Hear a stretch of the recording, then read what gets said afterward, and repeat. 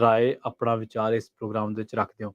ਅੱਜ ਆਪਾਂ ਪ੍ਰੋਗਰਾਮ ਦੀ ਸ਼ੁਰੂਆਤ ਦੇ ਵਿੱਚ ਗੱਲਬਾਤ ਕਰਾਂਗੇ ਯੂਬਾ ਸਿਟੀ ਦੇ ਵਿੱਚ ਕੈਂਡੀਡੇਟ, ਇਲੈਕਸ਼ਨ ਕੈਂਡੀਡੇਟ ਦੇ ਨਾਲ, ਤੇ ਨਾਲ ਹੀ ਜੋੜਦੇ ਹਾਂ ਪਹਿਲਾਂ ਰਾਜਕਰਮੀ ਸਿੰਘ ਜੀ ਨੂੰ, ਤੇ ਉਹ ਦੱਸਣਗੇ ਤੁਹਾਨੂੰ ਇਹਨਾਂ ਸਾਰੇ ਪ੍ਰੋਗਰਾਮਾਂ ਦਾ ਵੇਰਵਾ। ਉਸ ਤੋਂ ਬਾਅਦ ਫਿਰ ਬ੍ਰੇਕ ਲਾਂਗੇ, ਬ੍ਰੇਕ ਤੋਂ ਬਾਅਦ ਫਿਰ ਪ੍ਰੋਗਰਾਮ ਦੇ ਵਿੱਚ ਹੋਰਨਾਂ ਮਸਲਿਆਂ ਨੂੰ ਲੈ ਕੇ ਚਰਚਾ ਕਰਾਂਗੇ।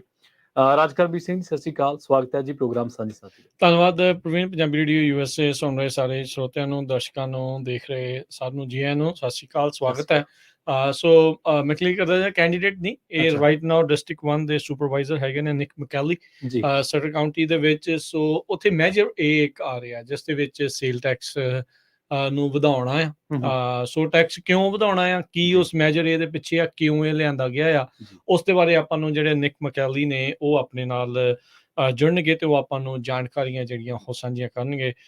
ਸੋ ਇਹ ਜਿਹੜੀ ਗੱਲਬਾਤ ਆ ਉਹਨਾਂ ਦੇ ਨਾਲ ਅੰਗਰੇਜ਼ੀ ਦੇ ਵਿੱਚ, ਇੰਗਲਿਸ਼ ਦੇ ਵਿੱਚ ਹੋਊਗੀ, ਪਰ ਗੱਲਬਾਤ ਇੰਟਰਵਿਊ ਕਰਨ ਤੋਂ ਬਾਅਦ ਦੇ ਵਿੱਚ ਮੇਰੀ ਟਰਾਈ ਹੋਊਗੀ ਵੀ ਤੁਹਾਨੂੰ ਸਾਰਿਆਂ ਨੂੰ ਐਕਸਪਲੇਨ ਕਰ ਸਕੀਏ। ਆਲਦੋ ਇਹ ਜਿਹੜੀ ਚੀਜ਼ ਰੈਲੇਵੈਂਟ ਸਟਰ ਕਾਊਂਟੀ ਦੇ ਵਸਨੀਕਾਂ ਦੇ ਲਈ ਜ਼ਿਆਦਾ ਆ, ਪਰ ਇਹ ਆਪਾਂ ਇੱਕ ਤੁਹਾਨੂੰ ਸਾਰਿਆਂ ਨੂੰ, ਕਿਉਂਕਿ ਜਿੱਥੇ ਜਿੱਥੇ ਵੀ ਸਾਡੇ AM ਸਟੇਸ਼ਨ ਆ, ਚਾਹੇ ਬੇ ਏਰੀਆ, ਚਾਹੇ ਫਰੈਜ਼ਨੋ, ਚਾਹੇ ਬੇਕਰਸਫੀਲਡ 'ਚ, ਸੈਕਰਾਮੈਂਟੋ ਦੇ ਵਿੱਚ, ਸੈਂਟਰਲ ਵੈਲੀ ਦੇ ਵਿੱਚ, ਜਿੱਥੇ ਜਿੱਥੇ ਵੀ ਆ, ਜਾਂ ਆਨਲਾਈਨ ਹੋਰ ਸੂਬਿਆਂ ਦੇ ਵਿੱਚ, ਹੋਰ ਸਟੇਟਸ ਦੇ ਵਿੱਚ ਜਿਹੜੇ ਉਹ ਦੇਖ ਰਹੇ ਆ, ਸੁਣ ਰਹੇ ਆ, ਤਾਂ ਪਤਾ ਲੱਗਦਾ ਵੀ ਪ੍ਰੋਸੈਸ ਕੀ ਆ, ਕਿਉਂ ਹੁੰਦਾ ਆ, ਕੀ ਥਾਵਾਂ ਦੇ ਉੱਤੇ ਜਿਹੜੀਆਂ ਚੇਂਜਸ ਲਿਆਉਂਦੀਆਂ, ਚਰਚਾਵਾਂ ਜਿਹੜੀਆਂ ਉਹ ਕਿਉਂ ਚੱਲਦੀਆਂ ਨੇ।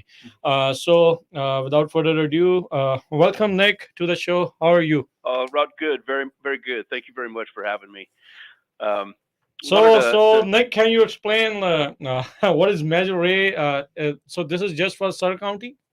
Yes, sir. It is a county-wide sales tax, which would be 1 cent sales tax or 1% sales tax. And it's a general tax, which means we put it on the ballot for the voters to decide, which needs a simple majority to win. So 50 plus 1 would pass it. A 1 cent sales tax would approximately be 19.6 million annually for the county. Okay. And the reason that we decided to do a general tax, which means that money would go to the general fund, and the board would have discretion of how to spend that, is because we could do a special tax, which could be just for public safety, but that would need to receive 67% of the vote to have it approved. And I know a lot of people would like to see that and see all the money go to public safety. We would too, but our polling shows that there's really not a very good chance of that actually winning. Yeah, well, Nick, with this economy, nobody wants to spend any extra cent. I agree. And let me tell you, so now we all had to make, I will tell you that since I've been on the Board of Supervisors, this was the toughest decision that I had to make back in August to put this on the ballot. We all, I think, really struggled with it. You know, most of us on the board are Republicans. We all hate taxes. We know that we could be possibly moving into a recession. And that's why we were so reluctant to want to move forward and put it on the ballot. So Nick, asking the question, so why was there urgent need to increase the tax for the public safety? What prompted you guys to put this on the ballot? Well, I'll tell you, so generally we have a problem across the entire county. True. Not now just with fire and with the sheriff's department, but the whole discussion really kind of started with our fire department. Our fire department, it's unique that the county operates a fire department anyways. Usually those are special districts that take care of themselves, but for our county fire department, there's a special tax assessment district that collects taxes so they can operate. The problem is that was written in the 90s, and everybody agrees was pretty poorly written, and it was a flat fee, and there were no built-in escalators for inflation. So the fire department can't be expected to operate on a budget from the 90s. Right, from 30 years ago. And so that's why we really started these discussions, and while we were doing that in the last year and a half or so, we're having real staffing problems. Not just with the sheriff's department, with fire, but across the entire county. We have a 20% vacancy rate in all of our jobs. So 1 in 5 jobs is vacant because we can't compete with surrounding jurisdictions in what they pay. And so we just gave a couple of large raises to our sheriff's deputies, and that helped. That brings us within, I think, roughly 5% of Yuba County. So that stabilized the situation. We also gave our firefighters a raise, but they're still below, the local average there, and certainly below state median. And so it's a real problem. And so why we've decided to bring this forward is because people will say, well, we want all the money to go to public safety. Now, Yuba County, on their Measure K, it was a general tax, and they are spending about 84% of that on public safety. Okay. We would foresee ourselves doing the same. But there are other needs because, like I told you, 20% vacancy rate and 30% vacancy rate in behavioral health. Nobody wants to come and do that job for what we're paying, and it's unfortunate, and it's really one of the biggest needs right now when we talk about homeless and all the care that's needed there. So really, it's about trying to get some competitive pay for employees. And one of the questions we get a lot is, well, if you're not handling the finances correctly, we wouldn't be in this position if you were. And that's certainly not the case. As soon as I came into office, within 6 months, we closed our health clinic. We eliminated certain positions we thought we could do without, and we're saving the county over $600,000 a year annually. Okay. But there's nothing left to cut. Okay. And we have good people leaving. You can cut constantly. so much. You can certainly cut so much. With the everything problem so is, expensive and inflation, and right? Everything is so expensive. Yeah.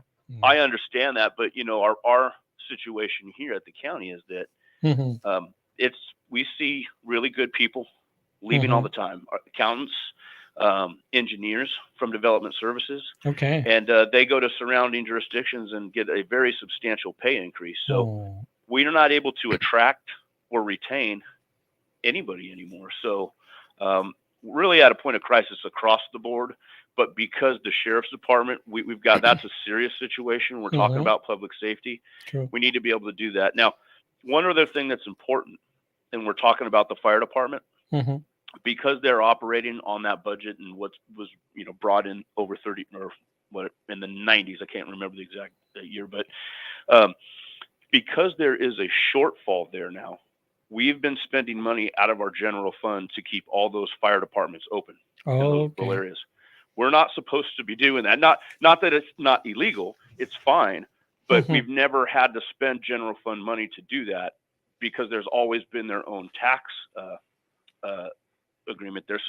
So we're spending the county spent out of their general fund $3.2 million over the last couple of years to help prop up the fire department. So with this measure, Ray, you're saying you're going to raise around $20 million in a year? Roughly, yes. And here's the reason why that's important is because as bad as things are now, they are only going to get worse. In 5 years from now, our projection is to have a $12 million annual deficit. Oh, wow. In just 5 years.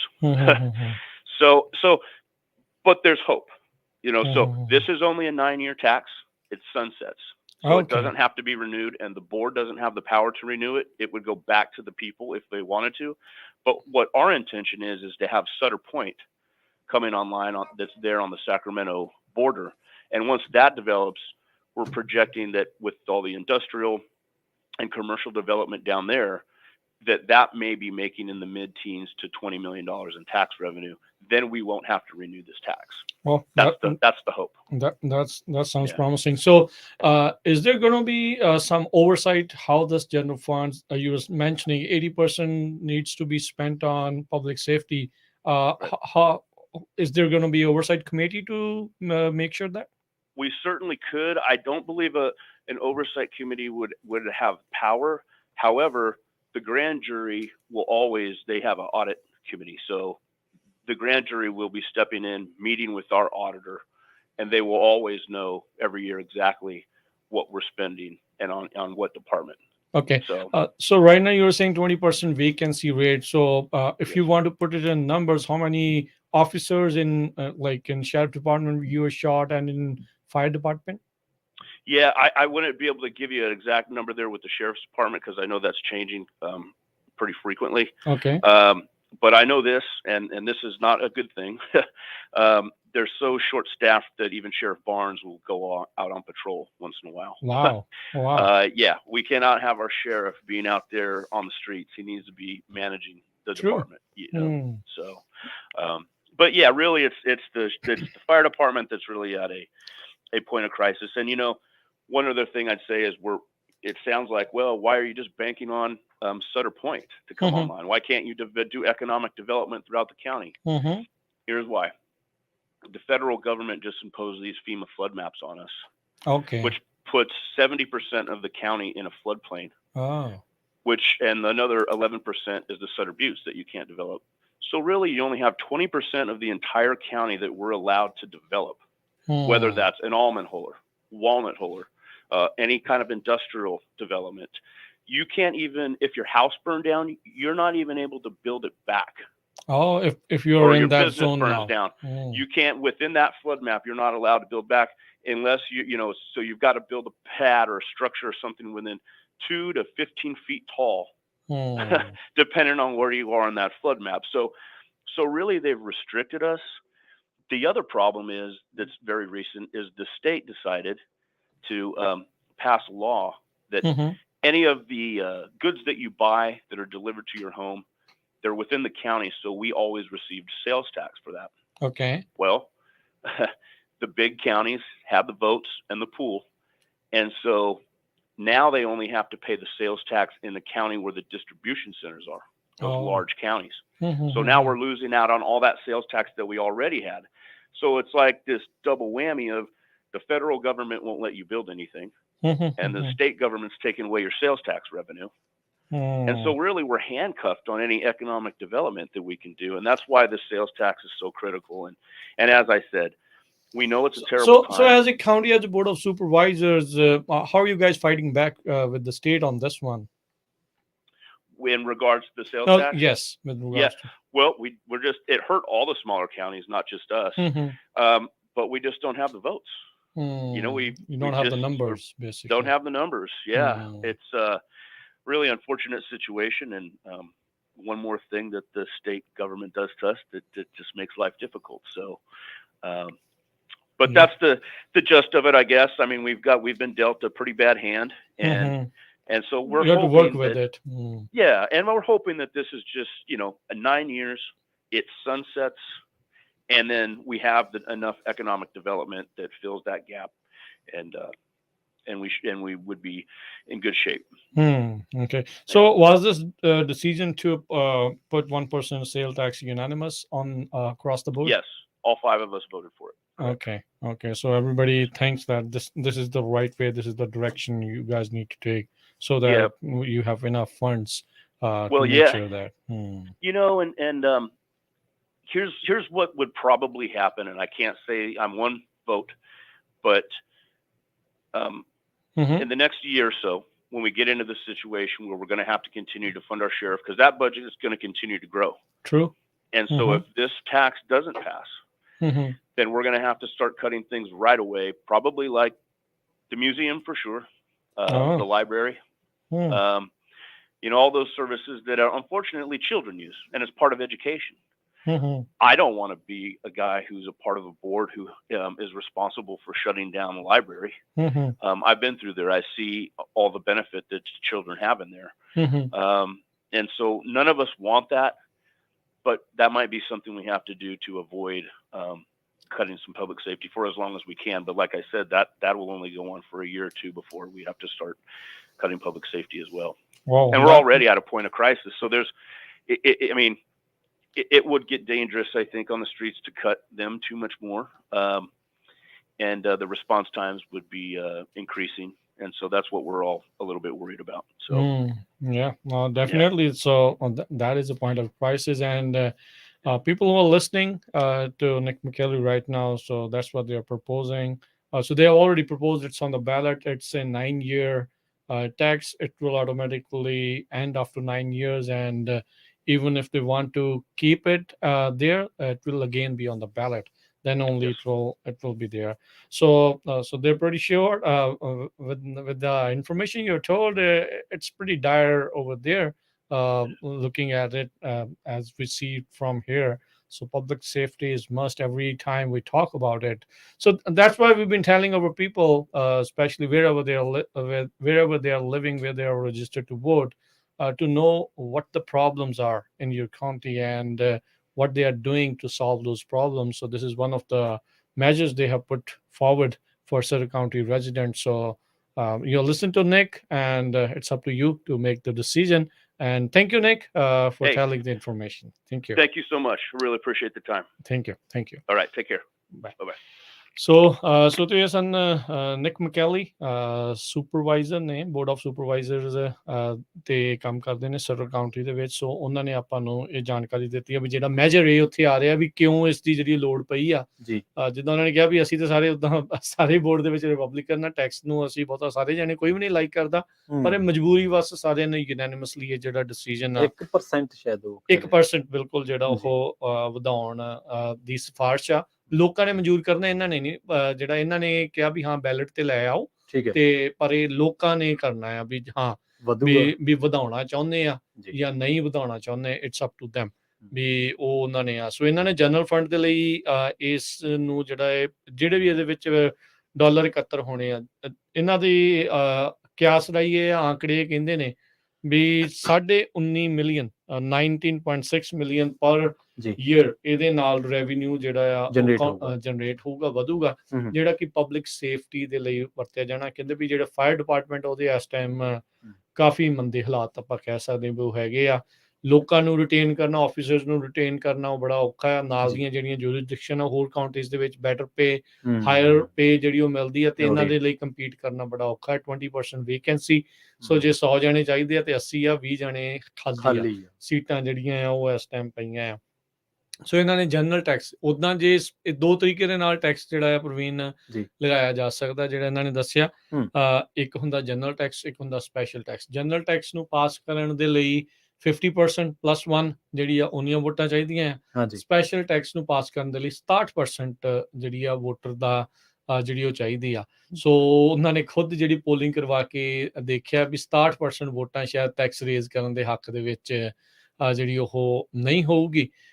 ਸੋ ਇਹ ਜਿਹੜੀ ਇਸ ਚੀਜ਼ ਦੇ ਵਿੱਚ ਆਪਾਂ ਦੇਖਦੇ ਹਾਂ, ਕਹਿੰਦੇ ਵੀ ਇਸ ਲਈ ਉਹਨਾਂ ਨੇ ਇਹਨੂੰ ਜਨਰਲ ਟੈਕਸ ਦੇ ਵਿੱਚ ਰੱਖਿਆ ਆ, ਜਿਹਦੇ ਵਿੱਚ ਇਹਨਾਂ ਨੇ ਕਿਹਾ ਵੀ 80% ਇਹਦੇ ਜਿਹੜੇ ਫੰਡ ਆ ਉਹ ਪਬਲਿਕ ਸੇਫਟੀ ਦੇ ਲਈ ਵਰਤੇ ਜਾਣਗੇ, ਯਾਨੀ ਕਿ ਫਾਇਰ ਤੇ ਸ਼ੈਰਿਫ ਡਿਪਾਰਟਮੈਂਟ ਦੇ ਲਈ ਜਿਹੜੇ ਉਹ ਵਰਤਣੇ ਜਿਹੜੇ ਉਹ ਚਾਹੁੰਦੇ ਨੇ। ਤੇ ਬਾਕੀ 20% ਚਲੋ ਸ਼ਹਿਰ ਦੀਆਂ ਕਾਊਂਟੀ ਦੀਆਂ ਹੋਰ ਜ਼ਰੂਰਤਾਂ ਜਿਹੜੀਆਂ ਆ ਉਹ ਨਾਲ ਹੁੰਦੀਆਂ, ਉਹ ਕਹਿੰਦੇ ਆ ਵੀ ਉਸ ਪਾਸੇ ਵੱਲ ਨੂੰ ਆ।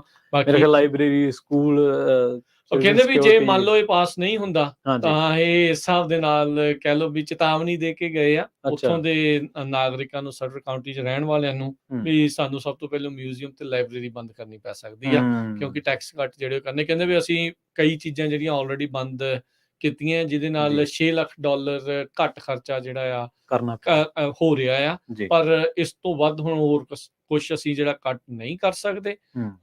ਸ਼ੈਰਿਫਸ ਦੀਆਂ ਹੋਰਾਂ ਉਹਨਾਂ ਦੀਆਂ ਇਹਨਾਂ ਨੇ ਪੇਜ਼ ਵੀ ਜਿਹੜੀਆਂ ਉਹ ਵਧਾਈਆਂ ਵੀ ਤਾਂ ਜੋ ਬਾਹਰਲੇ ਪਾਸੇ ਜਿਹੜੇ ਉਹ ਨਾ ਜਾਣ।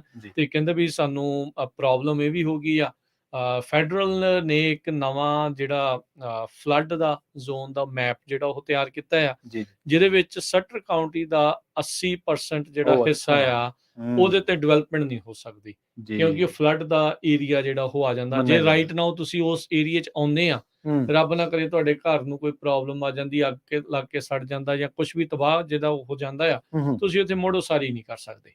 ਸੋ ਉਹ ਇੱਕ ਪ੍ਰੋਬਲਮ ਆ ਗਈ। ਕਹਿੰਦੇ ਵੀ ਇਕਨੋਮਿਕ ਡਿਵੈਲਪਮੈਂਟ ਦੇ ਲਈ ਸਾਨੂੰ ਹੁਣ ਏਰੀਆ ਵਾਈਜ਼ ਵੀ ਸਿਰਫ 20% ਇਲਾਕਾ ਜਿਹੜਾ ਆ ਉਹ ਸਿਰਫ ਬਚਿਆ, ਜਿਹੜਾ ਉਹ ਰਹਿ ਗਿਆ ਆ। ਸੋ ਉਹ ਇੱਕ ਦਿੱਕਤ ਇਹਨਾਂ ਦੇ ਲਈ ਆ ਵੀ ਅਸੀਂ ਹੱਥ ਪੈਰ ਮਾਰੀਏ ਤੇ ਮਾਰੀਏ ਕਿੱਥੇ। ਦੂਜਾ ਅੱਗੇ ਸਟੇਟ ਨੇ ਕਹਿੰਦੇ ਵੀ ਇੱਕ ਨਵਾਂ ਕਾਨੂੰਨ ਇਹ ਪਾਸ ਕਰਤਾ ਵੀ ਵੇਅਰ ਹਾਊਸਿਸ ਜਿੱਥੇ ਆ, ਜਿਹੜੇ ਕਾਊਂਟੀ 'ਚ ਆ ਜਿੱਥੋਂ ਆ ਰਿਹਾ ਸਮਾਨ, ਉਹਨਾਂ ਨੂੰ ਸੇਲ ਟੈਕਸ ਜਾਊਗਾ, ਨਾ ਕਿ ਇਹਨਾਂ ਕਾਊਂਟੀਜ਼ ਨੂੰ। ਜਿੱਥੇ ਅੱਗੇ ਜੇ ਕਾਊਂਟੀਜ਼ 'ਚ ਕੋਈ ਚੀਜ਼ ਆਉਂਦੀ ਸੀਗੀ ਤਾਂ ਉਹ ਜਿਹੜਾ ਸੇਲ ਟੈਕਸ ਆ ਕਾਊਂਟੀ ਨੂੰ ਵੀ ਮਿਲਦਾ ਸੀਗਾ ਉਸ ਤੇ, ਪਰ ਹੁਣ ਕਹਿੰਦੇ ਵੀ ਉਹ ਨਹੀਂ ਮਿਲ ਰਿਹਾ। ਜਿੱਥੇ ਵੇਅਰ ਹਾਊਸਿਸ ਆ ਉਹਨਾਂ ਨੂੰ ਮਿਲ ਰਿਹਾ, ਤੇ ਇਹਨਾਂ ਦੇ ਸ਼ਾਇਦ ਇੱਥੇ ਵੇਅਰ ਹਾਊਸਿਸ ਨਹੀਂ ਹੈਗੇ ਜ਼ਿਆਦੇ, ਜਿਹਦੇ ਕਰਕੇ ਉਹ ਇਨਕਮ ਜਿਹੜੀ ਆ ਉਹ ਘਟ ਗਈ ਆ ਕਾਊਂਟੀ ਦੀ। ਸੋ ਇਹ ਬੜੀ ਵੱਡੀ ਪ੍ਰੋਬਲਮ ਹੈ। ਸੋ ਇਸੇ ਲਈ ਨਾ ਅਸੀਂ ਬਾਰ-ਬਾਰ ਕਹਿੰਦੇ ਰਹਿੰਦੇ ਆ ਵੀ ਭਾਈ ਤੁਹਾਨੂੰ ਜਿਹੜੀਆਂ ਲੋਕਲ ਆ ਨਾ ਉਹਦੇ ਵਿੱਚ ਬਹੁਤ ਜ਼ਿਆਦਾ ਧਿਆਨ ਰੱਖਣ ਦੀ ਜ਼ਰੂਰਤ ਹੈ, ਵੀ ਨਜ਼ਦੀਕੀ ਦੇ ਨਾਲ ਦੇਖਣਾ। ਦੇਖੋ ਇਹ ਤਾਂ ਹੁਣ ਕਾਉਂਟੀ ਹੈਗੀ ਆ ਕਿ ਨਹੀਂ ਹੈਗੀ, ਇੱਕ ਉਹ ਸਵਾਲ ਜਿਹਾ ਬਣ ਜਾਂਦਾ ਆ। ਜੀ ਹਾਂ ਮਨੀ ਮਿਸਮੈਨੇਜਮੈਂਟ ਦਾ ਸਵਾਲ ਵੀ ਉੱਠੂਗਾ ਵੀ ਜੀ ਇਹ ਹੋਈ ਆ ਕਿੱਦਾਂ ਆ। ਸਟੇਟ ਦੇ ਕੋਲ ਇੰਨਾ ਸਰਪਲਸ ਆ, ਉਹ ਇਹੋ ਜਿਹੀਆਂ ਕਾਉਂਟੀਜ਼ ਨੂੰ ਕਿਉਂ ਨਹੀਂ ਦਿੰਦੇ? ਜੀ ਇਹ ਸਟੇਟ ਨੂੰ ਜਿਹੜਾ ਸਵਾਲ ਜਿਹੜਾ ਉਹ ਹੋ ਸਕਦਾ ਆ, ਉਹ ਉਹਨਾਂ ਨੇ ਕਹਿਣਾ ਵੀ ਉਹ ਸਾਡਾ ਬਜਟ, ਅਸੀਂ ਆਪਣਾ, ਅਸੀਂ ਤੁਹਾਡੇ ਕੋਲ ਕਦੀ ਥੋੜੀ ਮੰਗਿਆ ਜੇ ਤੁਹਾਡੇ ਕੋਲ ਵੱਧਦਾ। ਸਟੇਟ ਇਹ ਵੀ ਬਾਅਦ ਚ ਜਿਹੜੀ ਉਹ ਕਹਿ ਸਕਦੀ ਹੈ ਹਨਾ ਵੀ ਉਹਨਾਂ ਨੇ ਕਹਿਣ ਨੂੰ ਇਦਾਂ ਆ।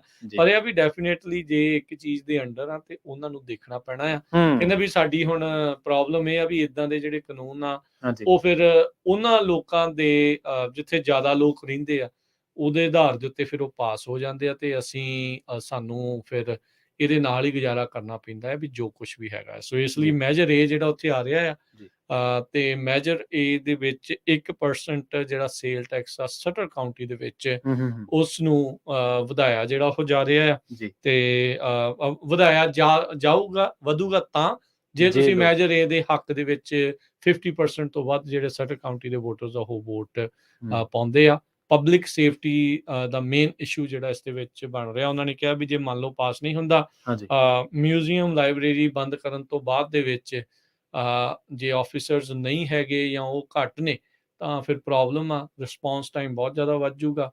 ਕਿੱਥੇ ਆ ਸਕਦੇ ਆ ਕਿੱਥੇ ਨਹੀਂ ਆ ਸਕਦੇ ਉਹ ਪ੍ਰੋਬਲਮ ਆ।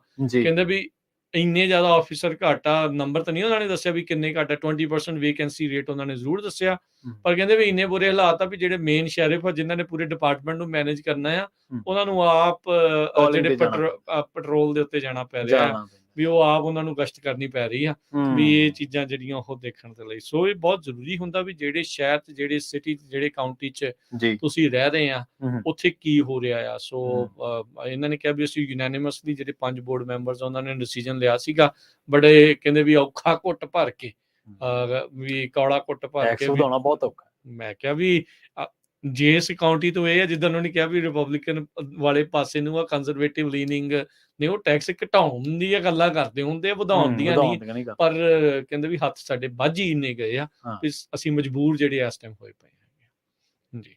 ਸੋ ਇੱਕ ਆਪਾਂ ਹੁਣ ਇੱਥੇ ਬ੍ਰੇਕ ਲੈਂਦੇ ਹਾਂ। ਬ੍ਰੇਕ ਤੋਂ ਬਾਅਦ ਦੇ ਵਿੱਚ ਇਲੈਕਸ਼ਨ ਦੇ ਨਾਲ ਜੁੜੀਆਂ ਹੋਈਆਂ ਹੋਰ ਗੱਲਾਂ ਬਾਤਾਂ ਵੀ ਤੁਹਾਡੇ ਨਾਲ ਜਿਹੜੀਆਂ ਉਹ ਸ਼ੇਅਰ ਕਰਦੇ ਜਾਵਾਂਗੇ, ਕੀ ਜ਼ਰੂਰੀ ਆ, ਕਿੱਦਾਂ ਆ, ਕਿਵੇਂ ਆ, ਬੈਲਟਸ ਦੇ ਬਾਰੇ ਜਾਣਕਾਰੀਆਂ। ਸੋ ਇਸ ਵਾਰ ਅਸੀਂ ਆਪਣੇ ਵੱਲੋਂ ਪੂਰੀ ਕੋਸ਼ਿਸ਼ ਕਰ ਰਹੇ ਹਾਂ ਵੀ ਭਾਈ ਆਪਾਂ ਮਿਡ ਟਰਮ ਇਲੈਕਸ਼ਨ ਦੇ ਵਿੱਚ ਕੋਈ ਜਿਹੜਾ ਪੰਜਾਬੀ ਕੋਈ ਵਾਂਝਾ ਨਾ ਰਹਿ ਜਾਵੇ। ਅਸੀਂ ਤੁਹਾਨੂੰ ਵੱਧ ਤੋਂ ਵੱਧ ਜਿਹੜੀ ਉਹ ਜਾਣਕਾਰੀ ਦੇਣ ਦੀ ਕੋਸ਼ਿਸ਼ ਕਰ ਰਹੇ ਹਾਂ। ਤੁਹਾਡੇ ਕੋਈ ਸਵਾਲ ਨੇ, ਤੁਸੀਂ ਪੁੱਛਣਾ ਚਾਹੁੰਦੇ ਹੋ, ਕੁਝ ਕਹਿਣਾ ਚਾਹੁੰਦੇ ਹੋ, ਕੋਈ ਵਿਚਾਰ ਨੇ ਤੁਹਾਡੇ ਇਹਨਾਂ ਮਸਲਿਆਂ ਦੇ ਉੱਤੇ, ਉਹ ਵੀ ਤੁਸੀਂ ਜ਼ਰੂਰ ਸਰੋਤਿਓ ਸਾਂਝੇ ਕਰ ਸਕਦੇ ਹੋ। 408 272 5200 4082725200।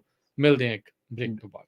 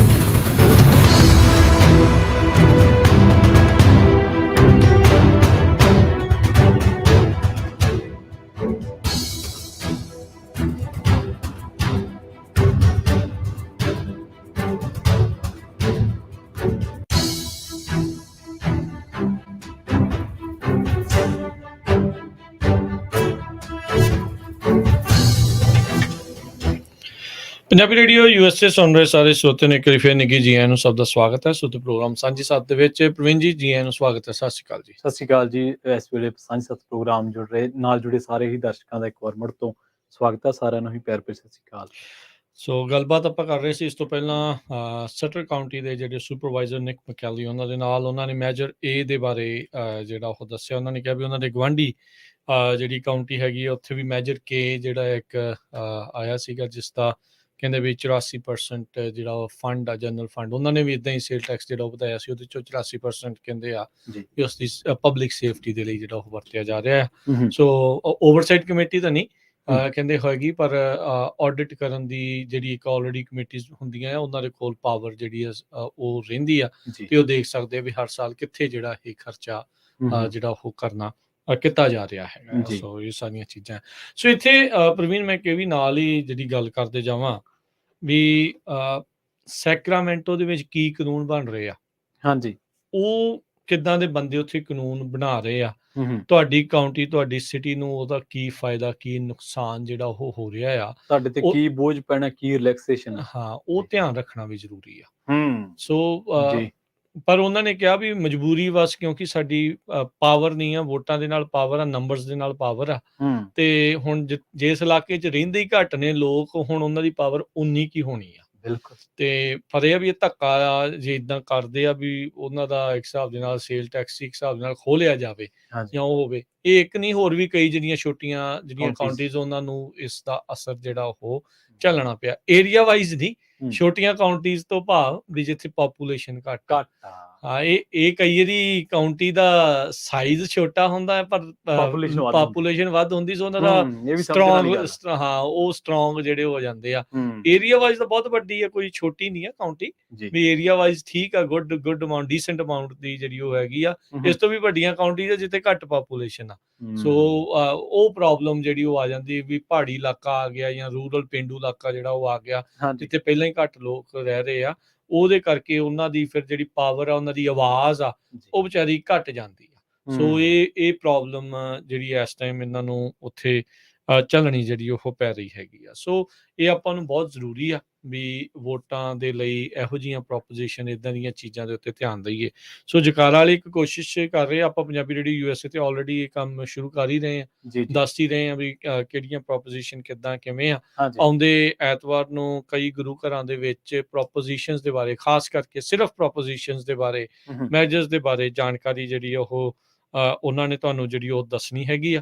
ਉਹਦੇ ਨਾਲ ਏਦਾਂ ਆ ਵੀ ਤੁਹਾਨੂੰ ਫਿਰ ਉਹਦੇ ਵਿੱਚ ਆਪਣਾ ਫੈਸਲਾ ਲੈਣ ਦੇ ਲਈ ਤੁਹਾਨੂੰ ਆਸਾਨੀ ਹੋਊਗੀ ਵੀ ਕੌਣ ਹੱਕ 'ਚ ਆ, ਕੌਣ ਅਗੇਂਸਟ ਆ, ਕੀ ਇਹਦੇ ਹੱਕ ਵਾਲੇ ਲੋਕ ਕਹਿ ਰਹੇ ਆ, ਕੀ ਇਹਦੇ ਅਗੇਂਸਟ ਵਾਲੇ ਜਿਹੜੇ ਲੋਕ ਆ ਉਹ ਕਹਿ ਰਹੇ ਹੈਗੇ ਆ। ਸੋ ਉਸ ਦੇ ਵਿੱਚ ਵੀ ਤੁਸੀਂ ਜਿਹੜਾ ਜ਼ਰੂਰ ਜਿਹੜਾ ਹਿੱਸਾ ਲਿਓ, ਉੱਥੇ ਜਾ ਕੇ ਇਹ ਜਾਣਕਾਰੀਆਂ ਜਿਹੜੀਆਂ ਉਹ ਤੁਸੀਂ ਪ੍ਰਾਪਤ ਕਰ ਸਕਦੇ ਹੈਗੇ ਆ। ਸੋ ਬੈਲਟ ਜਾਣਕਾਰੀ ਸੈਸ਼ਨ ਜਿਹੜੇ ਆ ਇਹਨਾਂ ਨੇ ਕਰਨਾ ਆ।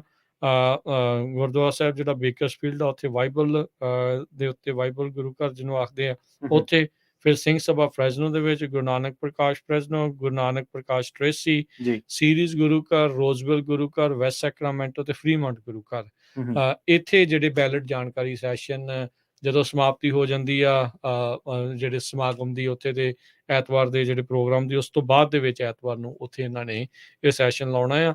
ਤੁਸੀਂ ਜਿਹੜੀ ਤੁਹਾਡੀ ਜਨਰਲ ਇਨਫੋਰਮੇਸ਼ਨ ਵਾਲੀ ਬੁੱਕਲੈਟ ਆ ਉਹ ਤੁਸੀਂ ਨਾਲ ਲਿਆ ਸਕਦੇ ਹੋ। ਉਹਦੇ ਵਿੱਚ ਪ੍ਰੋਪੋਜੀਸ਼ਨਸ ਉਹ ਸਾਰੀਆਂ ਹੁੰਦੀਆਂ, ਤੁਸੀਂ ਫਿਰ ਉੱਤੇ ਆਪ ਮਾਰਕ ਕਰ ਸਕਦੇ ਹੋ ਵੀ ਆਹ ਹੱਕ 'ਚ ਆ ਕਹਿੰਦੇ ਆ, ਅਗੇਂਸਟ ਆ ਕਹਿੰਦੇ ਆ।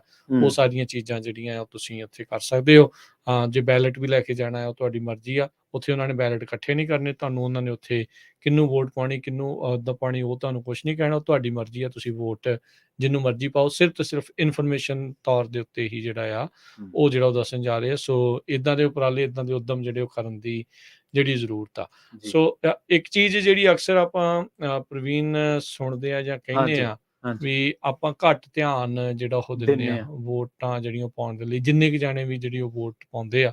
ਪਰ ਅੱਜ ਨੈਨਦੀਪ ਜਦ ਸਵੇਰੇ ਆਏ ਸੀ, ਉਹਨਾਂ ਨੇ ਦੱਸਿਆ ਸੀ ਜਗਾਰਾ ਆਰਗੇਨਾਈਜੇਸ਼ਨ ਵਾਲੇ ਵੀ ਕਹਿੰਦੇ ਆਪਣੇ ਬੰਦੇ ਇਹ ਚੀਜ਼, ਇੱਕ ਚੀਜ਼ ਹਾਂ ਘੱਟ ਭਾਵੇਂ ਪਾਉਂਦੇ ਹੋਣ, ਪਰ ਜਿਹੜੇ ਪਾਉਂਦੇ ਆ ਉਹ ਚਿੰਤਤ ਰਹਿੰਦੇ ਨੇ ਵੀ ਯਾਰ ਮੇਰੀ ਵੋਟ ਸਹੀ ਪਾਸੇ ਨੂੰ ਜਾਵੇ।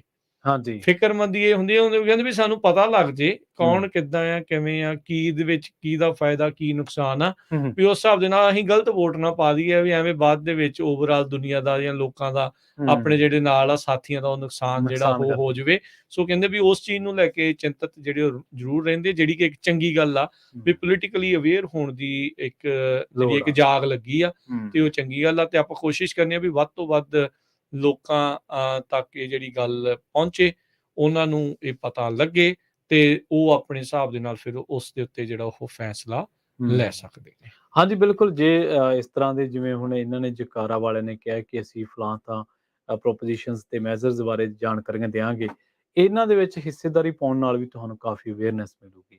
ਜਿੰਨਾ ਤੁਸੀਂ ਮੇਰੇ ਖਿਆਲ ਦੇ ਨਾਲ ਜਿੰਨੀ ਤੁਹਾਨੂੰ ਜਾਣਕਾਰੀ ਆਪਣੇ ਤੇ ਵੀ ਇਹ ਗੱਲ ਲਾਗੂ ਹੁੰਦੀ ਹੈ ਹਰ ਇਨਸਾਨ ਤੇ, ਜਿੰਨੀ ਤੁਸੀਂ ਜ਼ਿਆਦਾ ਜਾਣਕਾਰੀ ਹਾਸਲ ਕਰਦੇ ਹੋ ਓਨੀ ਤੁਹਾਡੇ ਮਨ ਦੇ ਵਿੱਚ ਸਵਾਲ ਬਣਦੇ ਆ, ਓਨੀ ਤੁਸੀਂ ਇੱਕ ਬਿਹਤਰ ਨਤੀਜਾ ਕੱਢਣ 'ਚ ਕਾਮਯਾਬ ਹੁੰਦੇ ਆ। ਕਿਉਂਕਿ ਆਪਾਂ ਆਮ ਹੀ ਉਹ ਪੜ੍ਹਦੇ ਨਾ half knowledge is dangerous than no knowledge, ਅੱਧੀ ਜਾਣਕਾਰੀ ਨਾ ਹੋਣ ਨਾਲੋਂ ਵੀ ਖਤਰਨਾਕ ਆ। ਸੋ ਇਹ ਚੀਜ਼ ਜ਼ਰੂਰ ਆ।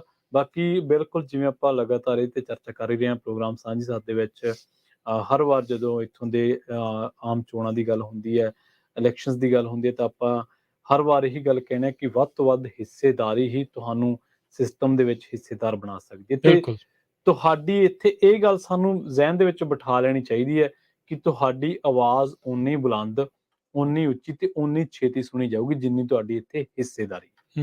ਉਸ ਹਿਸਾਬ ਦੇ ਨਾਲ ਸੋ ਕਾਉਂਟੀਜ਼ ਦੇ ਮਾਮਲੇ ਦੇ ਵਿੱਚ ਵੀ ਜਿਹੜੀਆਂ ਇਲੈਕਸ਼ਨਸ ਨੇ, ਜਿੱਥੇ ਜਿੱਥੇ ਵੀ ਆਪਣੇ ਉਮੀਦਵਾਰ ਖੜੇ ਨੇ ਜਾਂ ਜਿਹੜਾ ਤੁਹਾਨੂੰ ਚੰਗਾ ਲੱਗਦਾ, ਡਿਬੇਟ ਕਰੋ, ਸਵਾਲ ਕਰੋ, ਉਹਨੂੰ ਪੁੱਛੋ ਕਿ ਕੀ ਇਹਦੇ ਨਾਲ ਕੀ ਹੋਊਗਾ। ਜੇ ਉਹ ਕਹਿ ਰਹੇ ਕਿ ਅਸੀਂ ਤੁਹਾਨੂੰ ਇਹ ਦੇ ਰਹੇ ਹਾਂ, ਜੇ ਖੋ ਰਿਹਾ ਤਾਂ ਕੀ ਉਹਦੇ ਜਾਣ ਨਾਲ ਕੀ ਹੋਊਗਾ। ਸੋ ਆਉਣ ਵਾਲੇ ਦਿਨਾਂ ਦੇ ਵਿੱਚ ਵੱਧ ਤੋਂ ਵੱਧ ਸਰਗਰਮੀਆਂ ਇਹਨਾਂ ਚੋਣ ਸਰਗਰਮੀਆਂ ਦੇ ਵਿੱਚ ਦਿਖਾਓ, ਵੱਧ ਤੋਂ ਵੱਧ ਸਮਾਗਮਾਂ ਦੇ ਵਿੱਚ ਹਿੱਸੇਦਾਰੀ ਪਾਓ ਤਾਂ ਜੋ ਤੁਹਾਨੂੰ ਜਾਣਕਾਰੀ ਹੋਵੇ। ਇੰਨੀ ਕੁ ਜਾਣਕਾਰੀ ਇਕੱਠੀ ਜ਼ਰੂਰ ਕਰੋ ਕਿ ਕਿਸੇ ਹੋਰ ਨੂੰ ਵੀ ਤੁਸੀਂ ਦੱਸ ਸਕੋ ਕਿ ਭਾਈ ਜੇ ਕੋਈ ਨਵਾਂ ਹੈ ਤੇ ਬਾਈ ਆਹ ਇੱਦਾਂ ਆ ਇੱਦਾਂ ਆ। ਕਈ ਵਾਰੀ ਨਾ ਬੰਦੇ ਮੈਂ ਵੇਖਿਆ ਬੜੇ ਸਾਈਕੀ ਦੇ ਉਹ ਹਾਰਡਕੋਰ ਹੁੰਦੇ ਆ, ਮਤਲਬ ਉਹਨਾਂ ਦੀ ਆਪਦੀ ਜਿਹੜੀ ਵਿਚਾਰਧਾਰਾ ਉਹਨਾਂ ਨੇ ਉਹੀ ਲੀਕ ਫੜ ਲੈਣੀ ਹੈ ਕਿ ਬਾਈ ਮੈਂ ਫਲਾਨਾ ਵਾਂ, ਮੈਂ A ਹੈ ਤੇ ਮੈਂ B ਹਾਂ। ਹੁਣ A ਵਾਲਾ ਜਿੰਨਾ ਮਰਜ਼ੀ ਵਧੀਆ ਹੋਵੇ, ਕਾਉਂਟੀ ਦੇ ਮਸਲੇ ਭਾਵੇਂ A ਵਾਲੇ ਨੇ ਵਿਗਾੜੇ ਹੋਣ, ਉਹਨੇ ਉਹਦੇ ਹਿਸਾਬ ਨਾਲ B ਹੀ ਰਿਸਪੌਂਸੀਬਲ ਹੈ। ਸੋ ਇਹ ਨਹੀਂ ਹੈ ਜਿੰਨਾ ਕਿ ਮੈਂ ਜਾਣ ਸਕਿਆ, ਕਿਉਂਕਿ ਮੇਰਾ ਇਸ ਵਾਰ ਪਹਿਲਾ ਇਲੈਕਸ਼ਨ ਹੈ। ਇਹ ਬਿਲਕੁਲ ਪ੍ਰਵੀਨ ਇਦਾਂ ਹੁੰਦਾ ਹੈ। ਬਹੁਤ ਜਿਹੜੀਆਂ ਸਿਟੀ ਤੇ ਕਾਉਂਟੀ ਦੀਆਂ ਜਿਹੜੀਆਂ ਪੋਜੀਸ਼ਨਸ ਆ ਜਿਨ੍ਹਾਂ ਤੇ ਲੋਕ ਰਨ ਕਰਦੇ ਉਹ ਨਾਨ ਪਾਰਟੀਜਨ ਹੁੰਦੇ ਆ, ਵੀ ਕਿਸੇ ਵੀ ਪਾਰਟੀ ਦਾ ਉਹਦੇ ਵਿੱਚ ਉਹ ਨਹੀਂ ਦੱਸਣਾ ਨਹੀਂ ਪੈਂਦਾ ਜਾਂ ਕੋਈ ਲੋੜ ਨਹੀਂ ਹੁੰਦੀ ਵੀ ਕੋਈ ਰਿਪਬਲਿਕਨ ਆ ਕਿ ਡੈਮੋਕ੍ਰੇਟ ਆ। ਉਹ ਇਸ ਲਈ ਨਾਨ ਪਾਰਟੀਜਨ ਰੱਖੀਆਂ ਆ ਵੀ ਆਮ ਲੋਕਾਂ ਦੀਆਂ ਦੇ ਲਈ ਆ। ਇਹ ਪਾਰਟੀ ਲਾਈਨ ਦੇ ਉੱਤੇ ਨਹੀਂ ਤੁਸੀਂ ਸਿਟੀ ਜਾਂ ਕਾਉਂਟੀ ਨੂੰ ਜਿਹੜਾ ਉਹ ਦੇਖਣਾ ਆਮ ਲੋਕਾਂ ਦੀ, ਜਿੱਦਾਂ ਦੀ ਉੱਥੇ ਲੋਕ ਆ ਉੱਥੋਂ ਦੀ ਰਾਏ ਦੇ ਹਿਸਾਬ ਦੇ ਨਾਲ ਤੁਸੀਂ ਜਿਹੜਾ ਉਸਨੂੰ ਜਿਹੜਾ ਉਹ ਚਲਾਉਣਾ ਹੁੰਦਾ ਆ। ਪਰ ਇਹ ਆ ਵੀ ਹਾਂ ਡੈਫੀਨੇਟਲੀ ਜਿਹੜਾ ਪੋਲੀਟੀਸ਼ੀਅਨ ਉਹਦਾ ਕਿਸੇ ਨਾ ਕਿਸੇ ਪਾਸੇ ਝੁਕਾਵ ਜਿਹੜਾ ਉਹ ਹੁੰਦਾ ਹੀ ਆ, ਉਹ ਉਸ ਹਿਸਾਬ ਦੇ ਨਾਲ ਜਿਹੜਾ ਉਹ ਚੱਲਦਾ ਹੀ ਆ। ਸੋ ਨਾਲ ਹੀ ਜਿਹੜੀ ਆਪਾਂ ਪ੍ਰਵੀਨ ਗੱਲ ਕਰਦੇ ਜਾਈਏ, ਆਪਾਂ ਕਿਸਾਨਾਂ ਦਾ ਮੋਰਚਾ ਦੇਖਿਆ ਪੰਜਾਬ ਦੇ ਵਿੱਚ, ਦਿੱਲੀ ਦੀਆਂ ਬਰੂਹਾਂ ਤੇ ਕਿੰਨੇ ਸਾਲ ਤੋਂ ਵੱਧ ਜਿਹੜੇ ਉੱਥੇ ਬੈਠੇ ਰਹੇ, ਡਟੇ ਰਹੇ। ਤੇ ਹੁਣ ਇੱਥੇ ਦੇ ਕਿਸਾਨ ਵੀ ਜਿਹੜਾ ਉਹ ਝੰਡਾ ਬਰਦਾਰ ਹੋਏ ਨੇ। ਉਹਨਾਂ ਨੇ ਜਿਹੜਾ ਆ ਸੈਕਰਾਮੈਂਟੋ ਨੂੰ ਚਾਲੇ ਪਾਉਣੇ ਆ 26 ਤਰੀਕ ਨੂੰ ਆਉਂਦੀ ਜਿਹੜੇ ਬੁੱਧਵਾਰ ਆ, ਅੱਜ ਜਿਹੜਾ ਬੁੱਧਵਾਰ ਆ ਤੇ ਇਸ ਤੋਂ ਅਗਲੇ ਜਿਹੜਾ ਬੁੱਧਵਾਰ ਆ 26 ਤਰੀਕ ਨੂੰ, ਉਸ ਦਿਨ ਜਿਹੜੀ ਕੈਲੀਫੋਰਨੀਆ ਦੀ ਕੈਪੀਟਲ ਆ ਸੈਕਰਾਮੈਂਟੋ, ਉਸ ਦੀ ਜਿਹੜੀ ਕੈਪੀਟਲ ਬਿਲਡਿੰਗ ਆ ਉੱਥੇ ਸਵੇਰੇ 8 ਵਜੇ ਉਹਨਾਂ ਦਾ ਪ੍ਰੋਟੈਸਟ ਧਰਨਾ ਜਿਹੜਾ ਉਹ ਲਾਉਣ ਜਾ ਰਹੇ ਆ।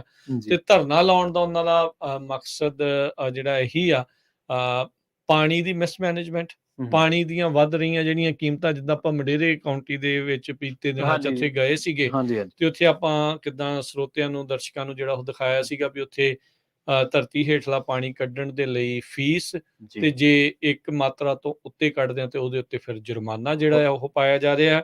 ਵੀ ਏਦਾਂ ਦੀਆਂ ਚੀਜ਼ਾਂ ਜਿਹੜੀਆਂ ਉਹ ਵਾਪਸ ਜਿਹੜਾ ਹੋਣ, ਵੀ ਫਾਰਮਿੰਗ ਤੋਂ ਬਗੈਰ ਗੱਲ ਤਾਂ ਨਹੀਂ ਬਣਦੀ। ਤੇ ਜਿਹੜੇ ਫਾਰਮਿੰਗ ਦੇ ਅਸਲੀ ਮੁੱਦੇ ਨੇ, ਅਸਲੀ ਇਸ਼ੂਜ਼ ਨੇ, ਉਹ ਉਹਨਾਂ ਤੋਂ ਜਿਹੜੇ ਉਹ ਧਿਆਨ ਭਟਕਿਆ ਹੋਇਆ ਆ ਲੋਕਾਂ ਦਾ, ਇਹ ਇੱਥੋਂ ਤੱਕ ਕਿ ਲੋਕਾਂ ਦਾ ਵੀ, ਫਾਰਮਰ ਵੀ ਬੜੇ ਇਸ ਚੀਜ਼ ਦੇ ਵਿੱਚ ਕੁੰਭ ਕਰਨੀ ਨੀਂਦ ਕਈ ਸੁੱਤੇ ਨੇ, ਹੁਣ ਜਿਹੜਾ ਜਿਹਾ ਥੋੜਾ ਜਿਹਾ ਇਹ ਜਾਗ ਰਹੇ ਨੇ, ਕਿਉਂਕਿ eventually they are chasing them out of their properties. ਵੀ ਜਿੱਦਾਂ ਉੱਥੇ ਭਾਰਤ ਵਿੱਚ ਪੰਜਾਬ ਵਿੱਚ ਸੀਗਾ ਨਾ, ਵੀ ਸਾਡੀ ਤੇ ਮਾਲਕੀਅਤ ਖੋਹ ਲੈਣਗੇ। ਇਵੈਂਚੁਅਲੀ ਇੱਥੇ ਵੀ ਜਿਹੜਾ ਫਾਈਨੈਂਸ਼ੀਅਲ ਇਕਨੋਮਿਕ ਸਿਸਟਮ ਇਦਾਂ ਦਾ ਫਾਰਮਿੰਗ ਦੇ ਵਿੱਚ ਬਣ ਜਾਣਾ ਵੀ ਛੋਟਾ ਬੰਦਾ ਸਰਵਾਈਵ ਨਹੀਂ ਕਰ ਸਕੂਗਾ, ਉਹ ਕੰਪੀਟ ਜਿਹੜਾ ਉਹ ਨਹੀਂ ਕਰ ਸਕੂ। ਜਾਇੰਟ ਤਾਂ ਚਾਹੁੰਦਾ ਜਿਹੜਾ ਮਰਦਾ ਕੀ ਨਹੀਂ ਕਰਦਾ, ਫਿਰ ਉਹ ਵੇਚੂਗਾ ਜਾਂ ਬਾਹਰ ਜਾਊ ਜਾਂ ਕਿਤੇ ਹੋਰ ਪਾਸੇ ਜਾਊਗਾ, ਪਰ ਕਿੱਥੇ ਕੁ ਤੱਕ ਭੱਜ ਲਾਂਗੇ। ਸੋ ਕਿਤੇ ਨਾ ਕਿਤੇ ਆਪਾਂ ਨੂੰ ਸਟੈਂਡ ਜਿਹੜਾ ਆ ਆਪਣੇ ਰਾਈਟਸ ਦੇ ਲਈ, ਹੱਕਾਂ ਦੇ ਲਈ ਜਿਹੜਾ ਉਹ ਲੈਣਾ ਪੈਣਾ, ਕਰਨਾ ਪੈਣਾ। ਸੋ 26 ਤਰੀਕ ਨੂੰ ਫਾਰਮਰਸ ਪ੍ਰੋਟੈਸਟ ਕਰ ਰਹੇ ਆ ਜੀ ਕੈਲੀਫੋਰਨੀਆ ਸਟੇਟ ਕੈਪੀਟਲ ਦੇ ਵਿੱਚ ਸਵੇਰੇ 8 ਵਜੇ। ਤੇ ਇਹ ਜਿਹੜੀ ਇੱਥੇ ਦੀ ਪੱਗ ਆਰਗੇਨਾਈਜੇਸ਼ਨ ਆ, ਪੰਜਾਬੀ ਅਮਰੀਕਨ ਗਰੋਵਰਸ ਗਰੁੱਪ ਆ, ਉਹਨਾਂ ਦੇ ਦੁਆਰਾ ਇਹ ਜਿਹੜਾ ਉਪਰਾਲਾ ਇਸ ਟਾਈਮ ਕੀਤਾ ਗਿਆ ਹੈਗਾ।